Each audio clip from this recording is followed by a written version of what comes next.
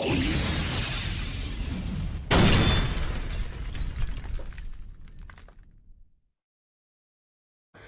guys, welcome to our March edition of our online newsletter. It's been a while since we've put out a video newsletter. We've obviously been very busy at the sales. We had the January Magic Millions, followed by the Inglis Classic sale. We flew out to Perth to have a look there this year. 2 weeks later, we were at the Melbourne Premiere sale, and not far from now, we will be inspecting horses at the Sydney Easter sale. So an extremely busy period, but we're back at it now, and of course we'll start with horses to follow. We haven't had too many horses race of late, more so a stack of horses in work preparing to trial and race, but we can certainly find you a couple to follow. The first is none other than the old stalwart Straturbo. For those that have followed Straturbo's career, you'd know that he was based in Sydney for most of his life. He's raced at the top level in town, Melbourne, Sydney and Queensland, and his best victories have come up in Queensland when he won the listed Chief de Beers, the listed Bribey, and the Magic Millions Sprint. So given he's a 9-year-old now, we thought that it would be best that he was based in Queensland, so we placed him with Tony Golan. He had his first preparation last time in with Tony, won in town, but riddled with bad barriers throughout the preparation. So we decided to spell him, bring him back, and he had his first start last week. Tony found an open race out at the bush, and Straturbo's never raced out at the bush, but it was obviously to use as a trial. It was only an 800-metre race, and Tony wanted to use this as a trial leading into his run at Eagle Farm in 2 weeks' time. It would give us an idea of how the horses come back. He was working really well leading up to this, and this was the end result. They're all locked and loaded.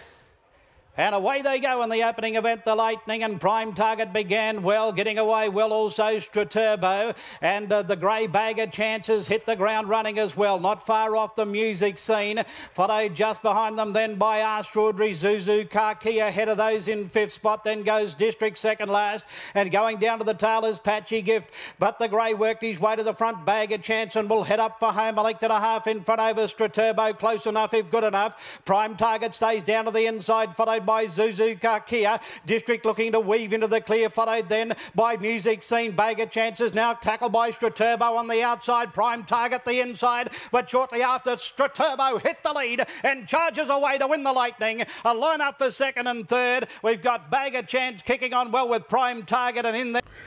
So that was Straturbo. Looked like he attacked the line really well, and he's come back in fantastic order. Of course, the 800 metres was too short for him, but despite that, he was simply the class horse in the field, and we expected him to do what he did.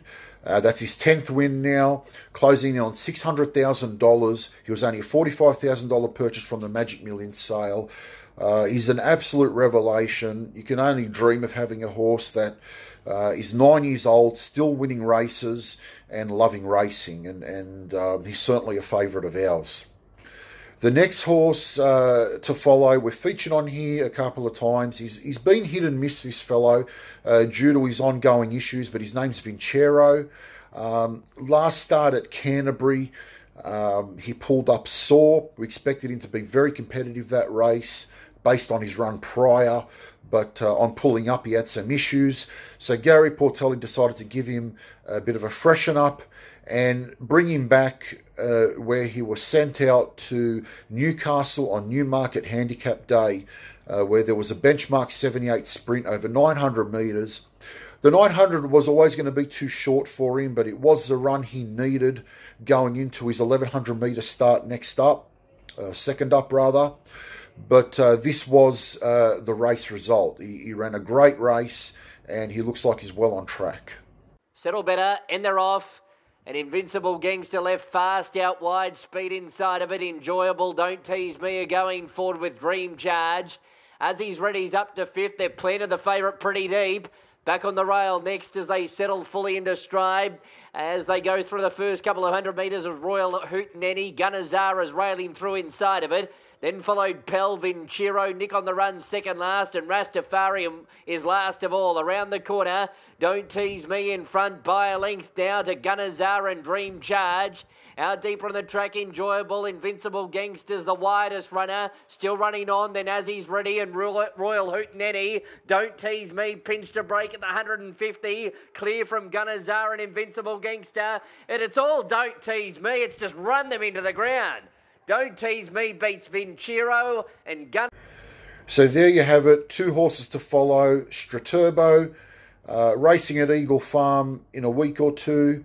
And Vincero, still yet to find where we're going to send him, but he'll likely step up to the 1100 metres. And he can beat almost anything if he's right on the day. So be sure to follow both these horses. Now, we have obviously been very busy at the yearling sales, as mentioned earlier. We purchased an outstanding bunch. Fillies by Not a Single Doubt, Sebring, Colts by Nakoni, Brazen Bow, Sebring, Dissident. We've really done the rounds, travelled to every sale, and pick the eyes out of these horses. It's been a great year for the buyer. Looks like the market's made an adjustment, and you can really find those horses at the right price this year if you look hard enough. So we'll present a parade of what we've bought at the end of the newsletter. But if you are interested or want any further information on these horses, be sure to visit our website, elitethoroughbreds.com.au. Give me a call, drop me an email. I'm always happy to help. Now, for those of our owners that have been around for a while and those that follow us, you know that we have open days each and every year, at least one. And we normally have them at Gary Portelli's Warwick Farm stable. Now, given the numbers in the stable and our young horses, namely the 2-year-olds and yearlings we've purchased this year, room's become a bit of an issue. So we're in the process of tracking down a facility where we can have an open day, have all our horses out there so you owners can come out, enjoy the day. Our open days are always fun. They've always been busy, always been popular.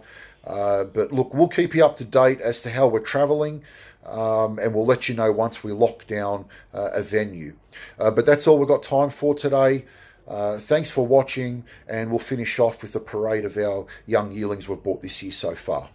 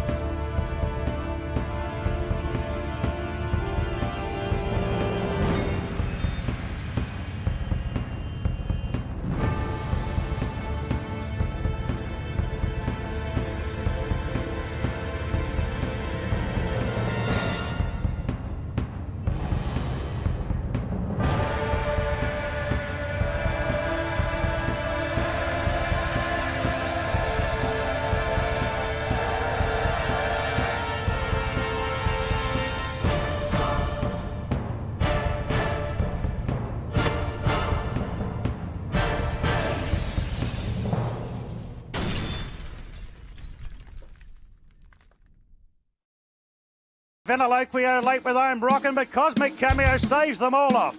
But Bring a Gem with the Gun Runner is way too good. And there's a double for James McDonald. Straturbo just in front. It's ripping on it, won the last. Straturbo.